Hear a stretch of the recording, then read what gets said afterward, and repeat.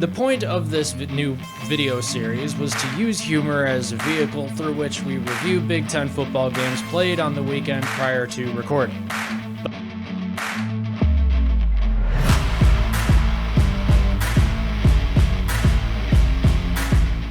Hello, football fans. Welcome to Team Rivalry Big Ten Week 11 weekend preview. I am your host, Cliff Richardson. Your commentator extraordinaire, Mackenzie Richardson, is in the screen below me. How's it going over there, Mac? What up? It's going good. A little tired. I feel like something important happened recently. I feel like, no? Was that not yesterday that something happened? It's not tomorrow. It's yesterday. Yesterday no, was not actually. tomorrow. Today's tomorrow. Tomorrow, but I feel like something kind of important happened. I can't put my finger. I know what it was. What it was. Michigan moved up to number 3 in the CFP. Go blue! Boom. And Ohio State moved up to number 2 for some reason that nobody knows. Makes no sense. Sounds like a conspiracy to me. Oh, yes, it does. If only we had a reporter of the Black Ops persuasion that looked into these kinds of things. Who maybe recorded a trash talk that you can view by clicking the link in the show description. Provided the show description is there. Exactly. We are in week 11. Before we get into it, I want to remind everybody where to find us out there on the World Wide Web. We are at teamrivalry.com is the website. Mac, where can they find us on the socials? Well, if you still are on Twitter for God only knows why, you can find us there. I might delete it, but it's at Rivalry B1G, capital B, capital G, for the time being. Otherwise, we're right here. Like, comment, subscribe, hit the notification bell. YouTube is safer for you. Thank you very much to everybody who has subscribed already. We really do appreciate the support, and look forward to delivering you much sports content in the future. So sports. So sporting. Sports! Hey, I found your season in the toilet. Now I'm ripping off commercials. It is November, and we have a full roster of games to look at today. There we go. It always takes 2 clicks on the PowerPoint, but we got a full roster of games to look at today. Everybody is playing because it's November. And a couple of things to point out there. You can see that we've got some big-time matchups, old-time matchups. 3 of them at 97th meeting and 1 of them at the 96th meeting. These teams have been playing together for a long time. 2 of them are going to be trophy matchups, the Purdue-Illinois and the Wisconsin-Iowa. Purdue, Illinois is the Cannon. Wisconsin, Iowa is the Heartland Trophy. We'll get into those in a little bit. Before we get into all of that great football sports action, we're going to talk about last week. Dude. Our picks last week did not go as we had hoped. Mac, why don't you explain to us what happened? Well, we suck. That's what happened. No, actually, what our Black Ops reporter found out, which you will see in the video when you watch it. Posted in the show notes. Posted in the show notes. You should probably just go watch that right now and then come back. Right. Yeah. So for whatever reason, I thought Ohio State was going to show up on Saturday. I think we all did, yeah. They kind of did, but not until late. Also, I didn't check the weather, so I guess that's my bad. Apparently, Ohio State can't play in inclement weather. Apparently, that's a thing. So I called 63-0. You called 46-3. So we were both wildly off, except kind of on Northwestern. Yeah. But whatever. Minnesota also, for some inexplicable reason, did not show up on Saturday either. I called 42-24. You called 42-3. And we were both just wildly wrong on that. Way off on that. Purdue, for whatever reason, decided it doesn't matter anymore. Like, they had a shot at the Big Ten title game, and not anymore. Actually, they might still, because Illinois also lost, but we'll get to that. Right. Yeah, so Iowa somehow or another figures out how to play offense. That's fine. Good for them, I guess. You actually called them dead on. So nice going there. Yeah, that's crazy. Yeah. Wisconsin has once again found themselves in a late season turnaround. And once again, it's too late. So this is great for them. I called 31-21 Maryland. You called 35-14 Wisconsin. So you actually got the team right. I did not. So there's that. Penn State put the whooping on Indiana like I thought they would. You were dead on with their score, though. So nice job there. Nice. Michigan State has 8 players suspended and somehow or another goes on the road and beats a top 20 team. Yeah. So just in case you were wondering if things still don't make sense, you're right. They don't. They do not. 45-14 is what I called for Illinois. You called 35-3. The final was MSU 23-15, so nothing makes sense. Michigan, despite being down at the half against Rutgers, which had someone on this call very nervous. I admit, I was really worried. I repented of that in the second half. Because I told him to. Anyway, I kept saying they're going to be okay. Everything's going to be fine. You're all anyway. 52-17 was the final. I called 56-7. Pretty proud of that. Yeah, pretty excited about that. Usually when I call above 50, I get a little shaky, but I was confident. So there's that. You called 38-0, yep. And not an awful call. I think you underestimated the offense a little bit, judging by the first half. Either. Well, whatever. Anyway, that's what happened. It was our worst week yet in Big Ten play. Yeah, the algorithm was better the previous week than it was this week, or the previous week than it was last week. However, time works. The week before last, it was better. Yeah. That being said, it looks like I still have a commanding lead. Substantial lead. So epic. Yes. Yeah. Let's take a look at our trivia question for the week. We know Rutgers is the Scarlet Knights. What was their original nickname? I found this out because I was going through our data on teamrivalry.com and found out we were missing some games because, as it turns out, they were called a different name for a few years in the beginning, and that's why I missed their data. Huh. Okay. Well, I have no idea. I could waste 30 seconds just throwing out. Okay, well, here's the hint. The original name for Rutgers College was Queens College. The Squires? The Queensmen. Oh, all right. They were called the Queensmen, and their primary color was orange. And I think it was actually just sort of, it wasn't like an official name. It was just sort of a school nickname. And then eventually, I think it was fairly early on, early 1900s, because, they've been playing since, 1869. Yeah. So I think it was early 1900s. They switched over to the Scarlet Knights. Or maybe late 1800s, somewhere in there. I wonder why. Oh, shoot. I knew this too, but now I forgot. I will look it up and find out. Yeah, okay. Someday. We'll put it in the show notes. We'll put it in the show notes. We'll comment. All right. Moving on to actual football. Well, I guess that was actual football. Yeah, it was football. It was just good trivia. Our first game of the week, Rutgers at Michigan State. And what we're looking at here is Rutgers. This is the 14th meeting. Michigan State has a commanding lead on the series of 9-4, and Michigan State is favored in this game by 10.5 points. Wow. Now, Rutgers has only had one Big Ten win so far this season, and that was against Indiana. Michigan State upset Illinois. And frankly, the rest of us who thought for sure Illinois would win, I wasn't sure Michigan State would be bowl eligible this season, but they are picking up the pieces and grabbing what they can. And Indiana is their next game after Rutgers. So they've got a pretty straightforward shot at a bowl game.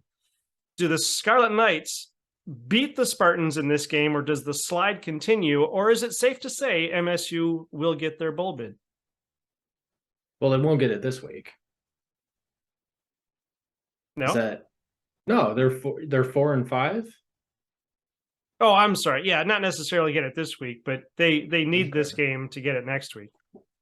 Oh, okay. Because next week they play Indiana. Yeah. Gotcha. Okay. Yeah. I mean, they're gonna beat Rutgers this week. Um, for whatever reason, Rutgers plays their best game of the season against Michigan. I feel like pretty much everyone does, or at least their best first half of the season against Michigan, and then they fall apart after that. So Rutgers, I think, played their hearts out, and all the credit in the world to them for playing the way they did in that first half. It did look dicey. It looked bad. I mean, they were making Michigan look kind of not good there for a little bit. Made a lot of Michigan fans nervous. Well, one on this call, definitely. I don't think they're going to win this game, though. For whatever reason, I don't know if like what happened after the Michigan game has Michigan State like refocused or something.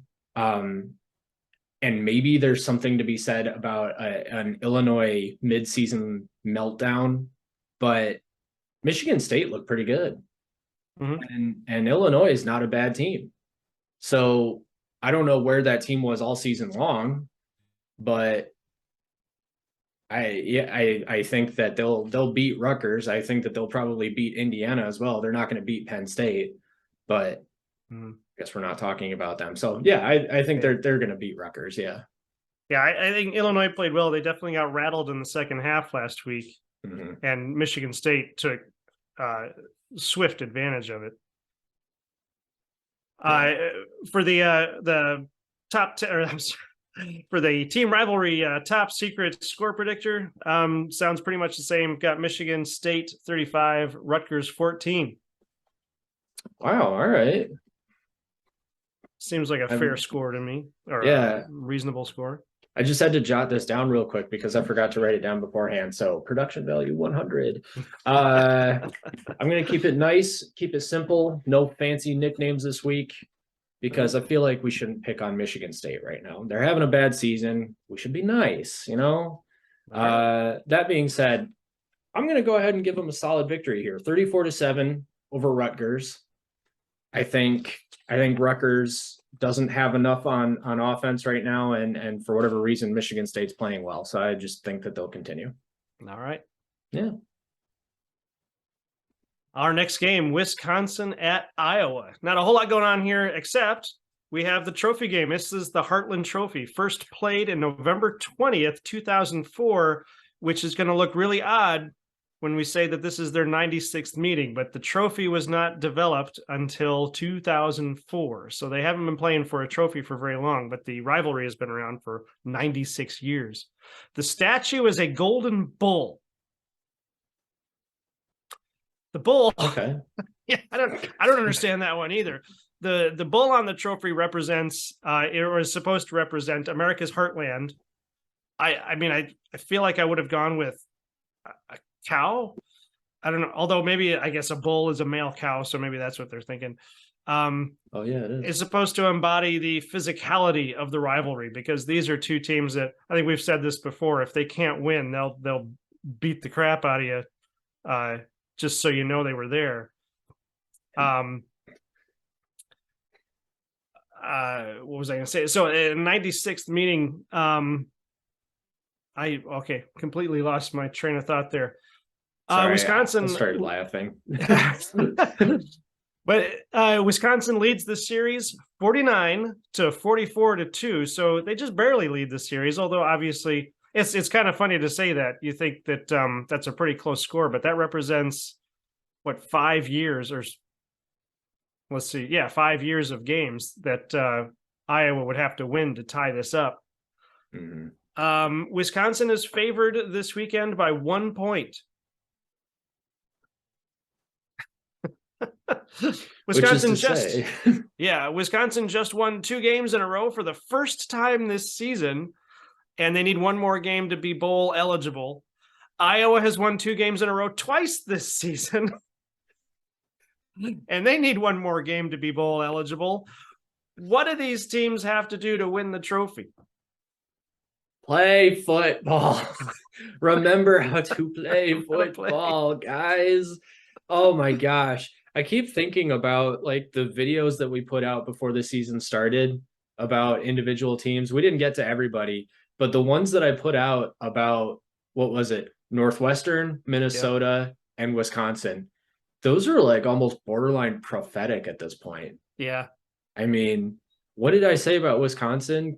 Wisconsin close but no cigar. They're Yep. always like they look good. They're always like you're supposed to represent the West Division in the Big Ten title game. Either you or Iowa. Iowa was supposed to be good this year. It's just crazy to me how not good they are. Um, and true to Wisconsin form, they lose at Michigan State somehow, but they've won two straight, and they're not. I mean, they're winning decently against okay competition. Purdue still got a good offense. They outscored Purdue, so Wisconsin actually outscored a team rather than just out slapped a team or outbeat a team or whatever. I don't know.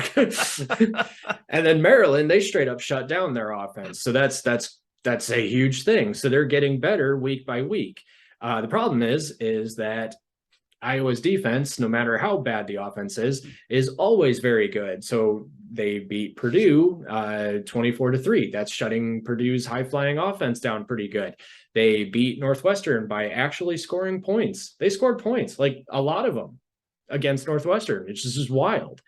So for me, though, I think Wisconsin's got to keep doing what they're doing. They're finding a rhythm on offense. I think Graham Mertz has been playing a lot better. They've started to figure out some of the run game a little bit better. I think that if they can play some smash mouth football and do it effectively, making sure that they're getting good production on first and second downs, I think that they have a really good shot at winning this game. That being said, I think in the reverse, they're also prone to some bad turnovers. And if Iowa's defense can generate some of those, then Iowa has a really good chance at winning. But Iowa's offense has got to move the ball. And Wisconsin's got a pretty solid defense. So we'll have to see how that matchup shakes out. The team rivalry top secret score predictor has Iowa coming away with the win on this game. Iowa 21, Wisconsin 7. Wow. I'm going to go the complete opposite on you, but almost the exact same score. Wisconsin 21-10. Ooh, all right. That's going to make or break our competition this week. Our next game for the weekend, we have Northwestern at Minnesota. This, again, is the 97th meeting. Their first game was November 8th, 1892. Wow. Minnesota won that game 18-12. Minnesota leads the series 55-36-5, and Minnesota is favored by 18 going into this weekend. Northwestern, after a 7-game slide, had a really good first half against Ohio State, which was actually really impressive to me. Minnesota needs to win this game and hope Illinois loses. And then they're in, what is it? Is it a 5-way tie? Or no, Illinois would still be 1 game ahead, I think, unless they lose this weekend. So we're looking at potentially a 5-way tie here in the West Division. What started out as Minnesota's division to lose has turned out to be the division that anybody can win, literally, except Northwestern. Does Northwestern have anything left in the tank to win this game, or will Minnesota get back in the driver's seat and control their destiny? I don't know. They shouldn't. They shouldn't. See, that's the thing. It's inexplicable how inconsistent both of these teams are. I mean, actually, Northwestern was actually pretty consistent. They were consistently bad. Okay. They are having an off year. And yet they looked pretty interesting against Ohio State. So Minnesota, on the other hand, starts the season off 5-0, 6-0, and then loses. Yep, they started off 6-0. No, I'm sorry. Hang on a second here. 1, 2, 3, 1, 2. So that's 2 wins. Those are the two recent wins. So then it was 4 and oh yeah, okay. So I'm sorry. Minnesota starts off the season. I can do math. 4-0, and then loses 3 straight. 1, 2, 3, 4. Yeah. One of those games is against Illinois. Another of those games is against Purdue. Illinois and Purdue are in first and third, respectively, in the West Division. So Minnesota, which who was the favorite after 4 weeks of football to win the West Division, needs Illinois to lose twice, Wisconsin to lose once, Purdue to lose once, and I don't think they've played Iowa yet, so they could take care of that. So they need some help. Not saying it's impossible, just saying they need a lot of help. That being said, I don't know how we're in this position with Minnesota right now, considering how good they looked. They're going to beat Northwestern here. That gives away my pick. I don't care. They're going to beat Northwestern, but I'm a little afraid to call this because of how inconsistent their offense is. I mean, even against Nebraska, they only put up 20 points. Against Rutgers, they put up 31. Rutgers has an okay defense. 31's fine, whatever. Penn State, they only put up 17. Illinois, 14. Purdue, 10. Their offense is getting shut down in some of these games. So I don't feel comfortable about it because Northwestern could have a breakout game, but I think Minnesota should win this. The Team Rivalry Top Secret Score Predictor would agree with you. We've got Minnesota 38, Northwestern 7. Wow. Okay. My top secret score predictor that I just came up with on the spot here is going to go a little bit more on the pessimistic side. I've got Minnesota, but I've got them 28-7. Oh. Also. Well, not too different. The prop returns. Excellent. We love the prop. We love the prop. Our next game of the weekend is double click. Purdue and Illinois, number 21 Illinois this week, dropping, what was it, 4 spots? They were 5 spots. They were 16. Yeah. Purdue drops 5, or I'm sorry, Illinois drops 5 spots to 21 in the CFP. Oh, you know what? I noticed too that, and this isn't any big deal really, but it doesn't happen very often. Illinois, Penn State, Michigan, and Ohio State are ranked the same in the AP and the CFP. Oh. It seems to me they're often one slot different. This time they're the exact same slot in each one. Well, gee, that's weird. It almost sounds like the CFP is irrelevant. It could be. This weird.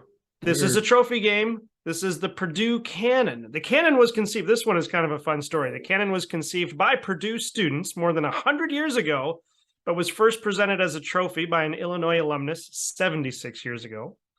In 1905, a group of Purdue students took the weapon to Champaign, Illinois, in hopes of setting it off to celebrate the win, and they did win 29-0. So a lot like Western. They fire off that cannon. Oh, yeah. Illinois fans, however, found out where they were hiding it and stole it. Because of course they did. Because of course they did. So the Purdue students couldn't find it. And then I don't know what happened in the interim, but 24 years later, they said, hey, let's make this a trophy. And whoever wins the game gets to take the cannon home. So that's how that happened. How would you like to be the guy that got a cannon stolen on his watch? Yeah. Charlie, bring out the cannon. Okay. Crap. Right now?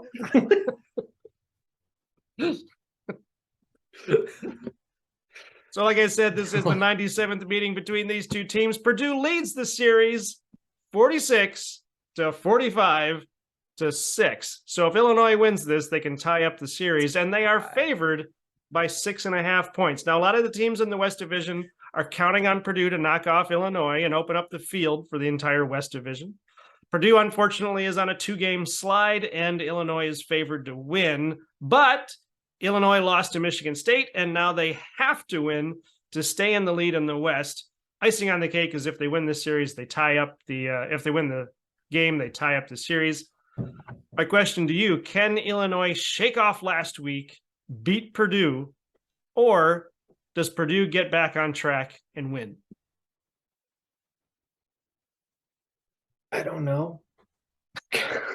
You're paid to know. That's why we have you here. I'm not paid. Oh, well, then you're just supposed to know. This is a hobby. It's metaphorical. No, I know what's going to happen. What's going to happen is that Illinois is going to feel their grasp on the West Division slip a little, and they're going to come back with a vengeance against Purdue. And Purdue had to go through Wisconsin and Iowa before this game, so they might be just a little bit banged up. Because, like you said, with all the crap that I give Wisconsin and Iowa this year, they do still play a tough game. So I'm not entirely sure. I thought not David Bell, the quarterback, Purdue's quarterback, Aiden O'Connell. He's having a really good season. I thought he got injured against Wisconsin. Maybe I'm mistaking that with somebody else. But honestly, when it comes down to it, I think that Purdue's kind of just a fragile team. I think that they don't really have anything sustainable. And I didn't think that they had anything sustainable earlier in the season anyway, because they really didn't have a defense that could help keep keep the entire team in games. The offense kept them in games, but the defense couldn't stop anything. And so they would end up losing. They lost to Penn State late. They got beat by Wisconsin in a shootout almost. They got beat by Iowa, and Iowa, they couldn't move the ball against whatsoever. So they didn't have a chance there. Now, on the flip side of that, Illinois has been playing some pretty solid defense, even if offensively they've been a little bit lacking. 26 points against Nebraska, 26 points against Minnesota, 9 points against Iowa. They scored 9 points against Iowa and still won that game. So if Purdue doesn't have a defense and Illinois got a good offense, Illinois got a pretty good defense as well. They actually have, or they did have anyway, before MSU came into town, the number one scoring defense in the nation. Still pretty good right now, and I think it'll be good enough to beat Purdue. But it really just depends on Illinois making sure that they come back with a vengeance, like I said, in this game. They can't lose focus. They can't lose focus. According to the Team Rivalry Top Secret Score Predictor, they will not lose focus. Illinois 35, Purdue 3. Snap. Okay. I feel like I'm giving Purdue's offense a little bit, or maybe Illinois' defense a little bit of crap for this, but 34-14 Illinois is my call. Our next game for the weekend, Maryland at Penn State, number 14 Penn State, and they have moved up one spot from 15. This is the 46th meeting between these two teams, so they've been playing together since before either of them joined the Big Ten. Penn State leads the series 41-3. Oh my goodness. I actually I had to look it up to make sure I had our data right, and sure enough, it is 41-3. Maryland has just never had a chance against Penn State. Jeez. Although Penn State is only favored in this game by 10 points. Now, this game is interesting because we have two decent teams having respectable seasons, but neither has a chance of winning the East Division unless Michigan or Ohio State loses out, which doesn't seem reasonable. So what are these teams playing for in this game?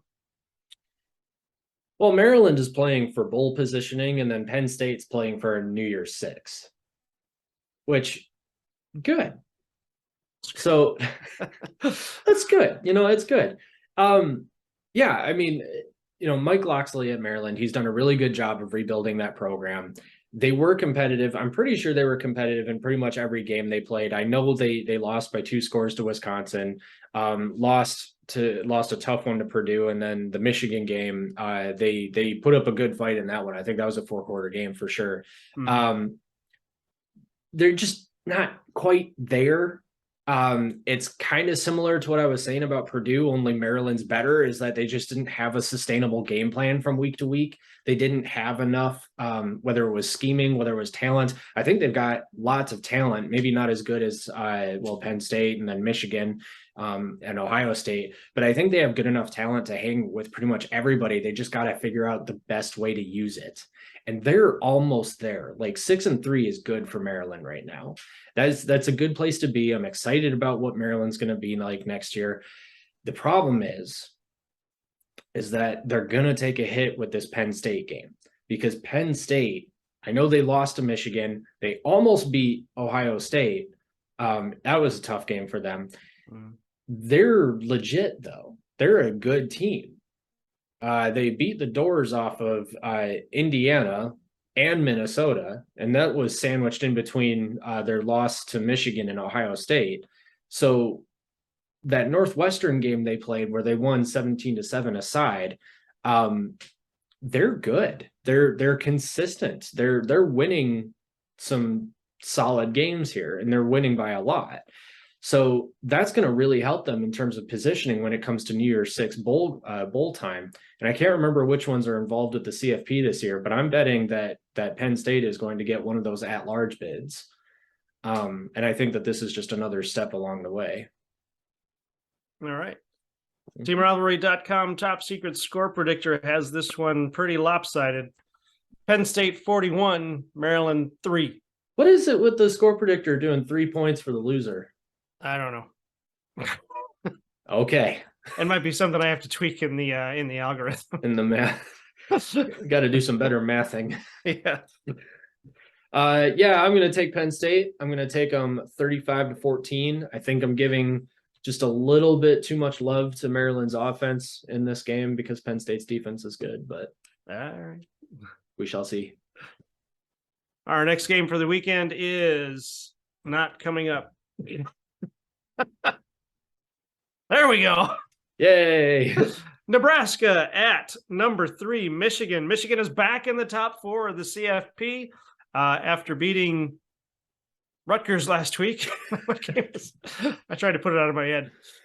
This is the 12th meeting between these two teams. Michigan leads this series 6-4-1 and is favored in this game by 31 points. Jeez. Michigan was favored by 26 against Rutgers. We saw them struggle in the first half, although BTN analysts described Michigan's recovery as Michigan explodes in second half against Rutgers. Yeah. Nebraska is on a 3-game skid. Will we see the same from Michigan this weekend, or have they figured out what went wrong? I think they figured out. Excuse me. I think they figured out what went wrong. That first half was really. Oh, sorry. That first half was really interesting because I remember watching it thinking that it wasn't so much that Michigan looked out of sorts. Well, no, they looked out of sorts, but it was mostly because Rutgers was just playing with such reckless abandon. Like, it's like you say sometimes where, a team has nothing to lose. And so they just throw the kitchen sink at their opponent in the hopes that something will stick and maybe they can last 4 quarters. I think that's kind of what Rutgers was doing. They were running some schemes on defense that I thought were really interesting and were actually able to keep JJ McCarthy from being able to do a ton. And that was a good first half for them. The problem is that they kind of imploded in the second half. And once Michigan's able to take hold of a game, they don't let go and then they throttle you. So I think that's unfortunately going to be the case with Nebraska here. Unfortunate for Nebraska, not so unfortunate for us. We're going to be happy about it. But I see the same kind of thing happening here. Nebraska's playing for pride, and they have a lot of it, and they should. It's a great school, great tradition, lots of talented players on the roster. They're in a bit of disarray right now, but from a week-to-week basis, you can definitely see that they want to accomplish something. Their defense is giving some opposing offenses some fits. On offense, they've got some great talent and all that, but they're just not putting together sustainable drives. I think that this game will be kind of interesting in the first quarter, that they'll throw a lot at Michigan, but I think Michigan's going to figure this one out a lot faster. It's a home game. Michigan's a little bit more, probably a little bit more focused this time around. I think Michigan wins comfortably. Ooh. The Team Rivalry top secret score predictor agrees with you. Michigan 52, Nebraska 7. So essentially the same. I think that was the same pick I had for Rutgers last week. Wow, that's really interesting. And I understand that I just finished writing down my score, but this was already the score I was thinking of. So I'm not trying to be a copycat, but I am also calling Michigan 52-7. All right. Boom. All right, we're going to take a shot here with Zoom time. Our last game of the weekend is Indiana at number 2, Ohio State. This is their 97th meeting. Ohio State leads the series again, very lopsided, 78-12, or 77-12 if you remove the 2010 vacated season. And 5 of Indiana's wins were in the first 5 games of the series. Wow. So this hasn't been a rivalry ever. But OSU is favored in this game by 40 points. And I'm not going to use the term trap game again because Indiana has lost 6 in a row. I just don't see them having any shot at this game. But what do you expect from Ohio State against Indiana this weekend? Do the Hoosiers even score a point? Yeah, I think they'll score a point, but honestly, I'll be more curious to see what the weather is going to be like. I haven't checked my weather app yet, so I don't know if it's going to be clear or not. They better be hoping it's clear because it seems like Ohio State is only any good in sunshiny 65-degree, heavenly paradise sort of weather. And that's a problem. And the biggest problem stems from that causes that is because they can't run the ball consistently. They have extraordinarily talented running backs. I think Travion Henderson is hurt. I can't remember. But Mayan Williams, he is very good, and he is a back that you can rely on. The problem is that the offensive line is not giving him any space to run. So they cannot consistently run the ball. And then CJ Stroud is apparently not known for using his legs. That's kind of news to me because it's Ohio State. Like, why not? So honestly, they did not look good against Northwestern. And if the weather is the only thing to blame for that, then I think that there's some other problems going on. I think that excuse might be, well, just that, a bit of an excuse. But they'll beat Indiana. Indiana's too weak. No offense. Yeah. The team rivalry top secret score predictor looked at this one and decided it was the same as Michigan. Ohio State 52, Indiana 7. Wow. Same exact thing. Same exact. Yep. Same exact thing.